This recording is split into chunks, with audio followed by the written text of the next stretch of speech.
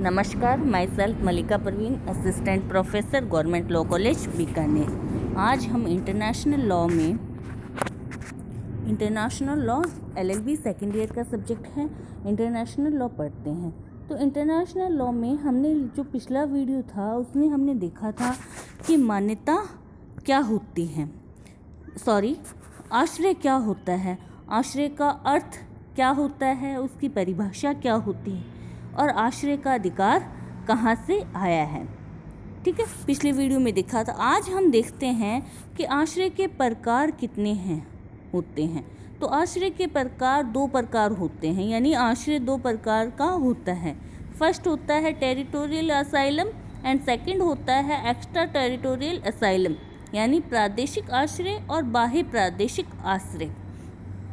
अब प्रादेशिक आश्रय किसे कहते हैं और बाह्य प्रादेशिक आश्रय किसे कहते हैं, उसको देखने से पहले हम ये देखते हैं कि दोनों प्रकार के जो आश्रय हैं, दोनों प्रकार के जो असाइलम हैं, उनमें अंतर कौन से वाद में किया गया है। नेट में, LLB फाइनल ईयर के सब्जेक्ट सेकेंड ईयर में, और जहाँ भी नेट का या जो भी इंटरनेशनल लॉ का कोई भी पेपर आता है उसमें अगर आश्रय से संबंधित कोई क्वेश्चन पूछा जाता है तो वो ये पूछा जाता है कि प्रादेशिक आश्रय और बाह्य प्रादेशिक आश्रय में अंतर कौन से वाद में किया गया है।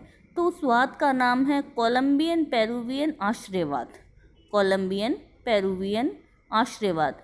इस वाद को क्या बोलते हैं, निकनेम है इसका हिया डिला टोरेवाद। हिया डिला टोरेवाद 1951 का है। ठीक है, 1951 का। इस वाद में इंटरनेशनल लॉ ने कहा कि प्रादेशिक आश्रय में शरणार्थी शरण देने वाले राज्य के भीतर होता है। ठीक है, वो क्या है, जो प्रादेशिक आश्रय दिया जा रहा है, यानी कोई व्यक्ति आके, कोई शरणार्थी आके आश्रय मांगता है। जैसे भारत देश में अगर कोई बाहर का कोई शरणार्थी आकर आश्रय मांगता है तो वो उस शरणार्थी को आश्रय कहाँ पे देता है, भारत की सीमाओं के भीतर देता है। यानी प्रादेशिक आश्रय अपनी स्थानीय सीमाओं के भीतर, अपनी राज्य की स्थानीय सीमाओं के भीतर उसे आश्रय दिया जाता है।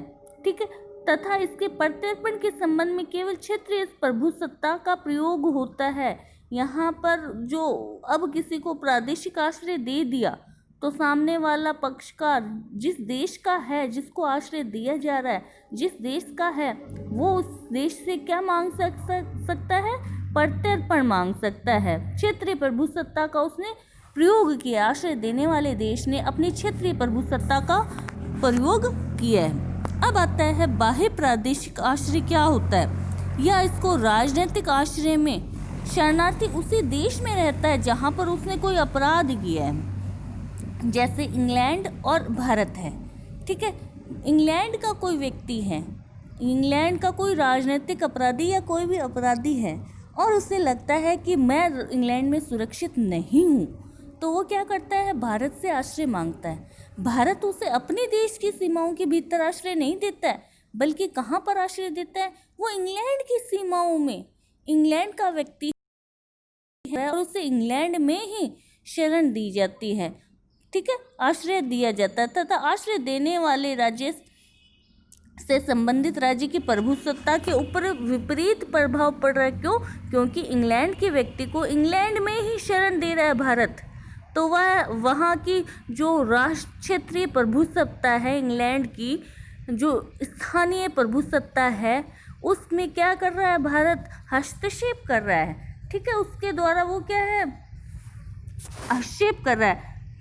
इसमें जो आश्रय दिया जाता है, आश्रय देकर किसी अपराधी को उस राज्य की स्थानीय अधिकारिता से बाहर कर दिया जाता है। ठीक है, कि इंग्लैंड के व्यक्ति को इंग्लैंड में ही आश्रय दे रहा है। आश्रय भारत ने इंग्लैंड में दे दिया मान लो किसी व्यक्ति को, तो उस व्यक्ति को जिसे आश्रय प्रदान किया जा रहा है वो इंग्लैंड की क्षेत्रीय प्रभुसत्ता या उसकी अधिकारिता से बाहर माना जाएगा। वो वहीं रहा है, आश्रय उसे वहीं मिला है, लेकिन उसको अधिकारिता से बाहर मान लिया जाता है। अब उस व्यक्ति वो किसके आश्रय के अधीन माना जाता है, वो भारत के आश्रय के अधीन माना जाता है। ऐसा बाह्य प्रादेशिक जो आश्रय प्रदान किया जाता है वो उस राज्य की कैपेसिटी पे, उसकी क्षमता पे, उसकी प्रभुसत्ता पे, क्षेत्रीय प्रभुसत्ता में क्या हो रहा है, हस्तक्षेप हो रहा है। ठीक है,